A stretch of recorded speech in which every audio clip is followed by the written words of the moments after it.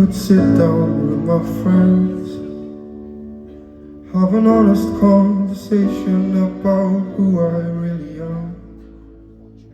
If I could see the bigger picture without thinking all the small mistakes are making me a failure, it would all be so uncomplicated.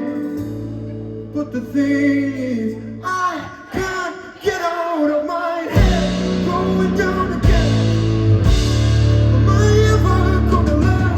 Tried every medicine, but nothing ever works. Overthinking to the brink of being paralyzed, tearing apart the things I care about so many times.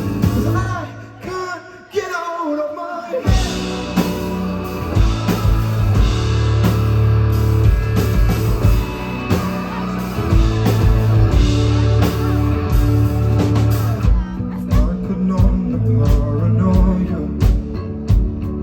That everyone I love doesn't think I'm a disappointment.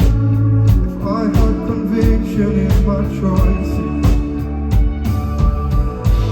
it would all be so uncomplicated.